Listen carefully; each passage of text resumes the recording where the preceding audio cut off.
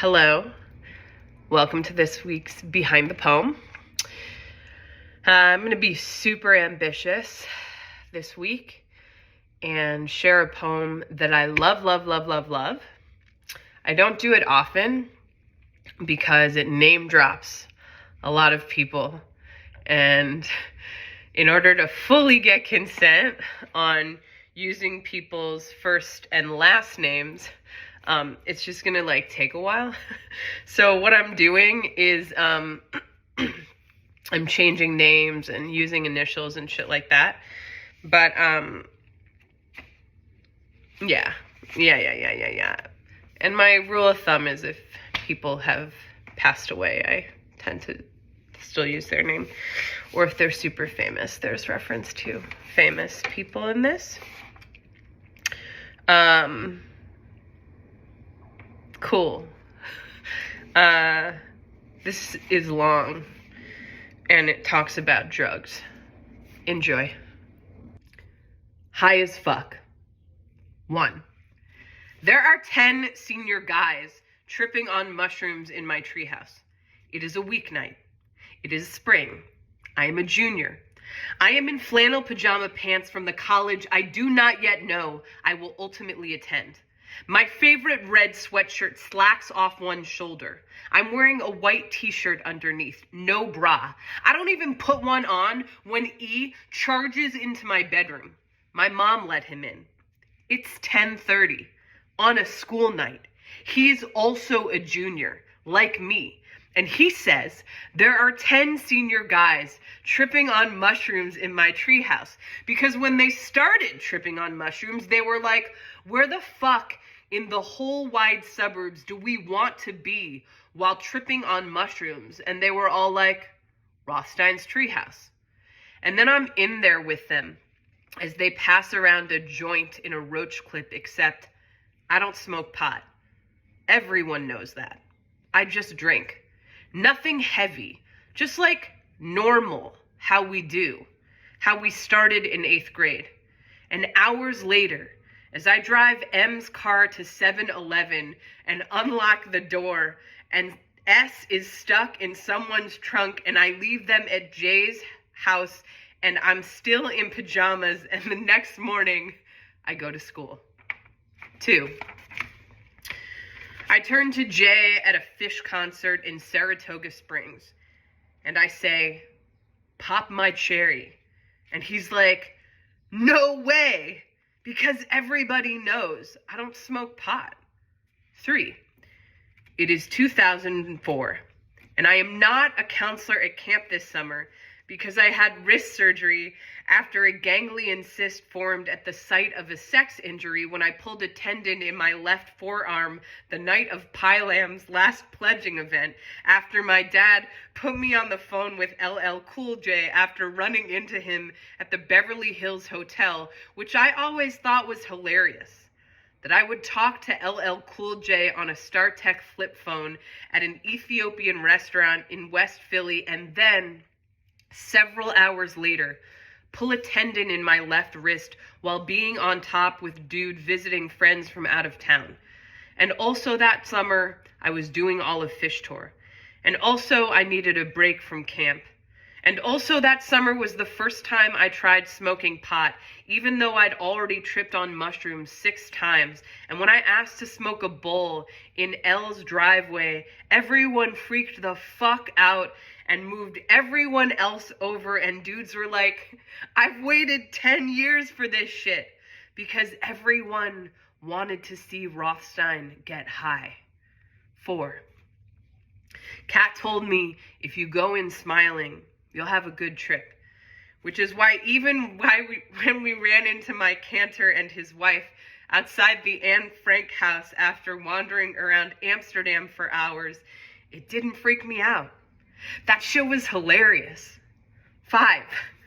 When I decided to never drink or do drugs again, the goal was to get intoxicated from emotions.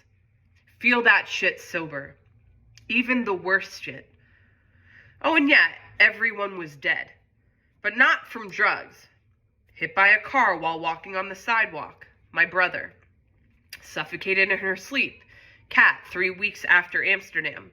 Porch collapse. Shay and Sam. E survived. Lung cancer. Helen. AIDS. Uncle Bob.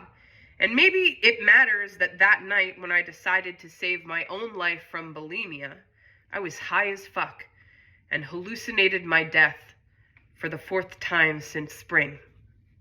6. We clutch each other's elbows. Walk through the archway at the edge of the park. We have covered our arms in highlighter. We have named piles of saliva and called them our children. We have talked about Dick Cheney and Condoleezza Rice, and we are walking through the archway to the land of milk and honey to accept the allegory of the thwart and embrace monument is me consciousness, and M and C don't believe us when they call to come meet us and we say, we are near the monument, and they're like, you're on drugs, you're hallucinating. And only when they find us hours later do they see what we see. We weren't making that shit up. 7. A passed out on MD's couch, so his brownies were up for grabs. And I swear to God that SEPTA train was Pirates of the Caribbean. 8. D said, I'm the only sober person around whom he'd ever want to be on drugs. And it must be true, because when Rose was fucked up on gummies, she clutched my arms and made me lay with her until she fell asleep. 9. I am 23. I am alone on the edge of a cliff at Canyonlands National Park. I am wearing my dead brother's North Face fleece. I am infinite. I am unconditional love. And God is unconditional love. And I've never felt less alone. 10. When you are antenna tuned, when you are all my feelings, even the worst ones, when you are clean, my aura, when you are clean my aura like a goddamn vacuum, and you dig and dig and dig until the house is clean. Oh, it's clear my aura. Shit. We're in it. I'm not stopping. We're gonna, okay, here we go. 10.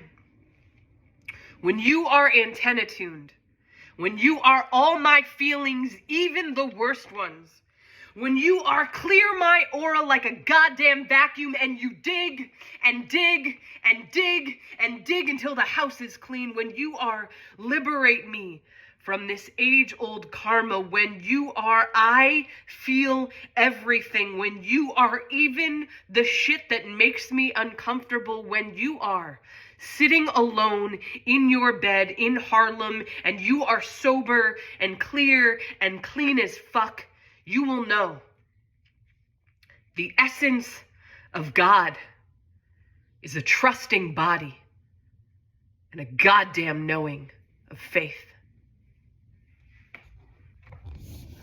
I cry every week, every time, because it gets so emotional in my body, and I choose poems that are very current and timely in my life.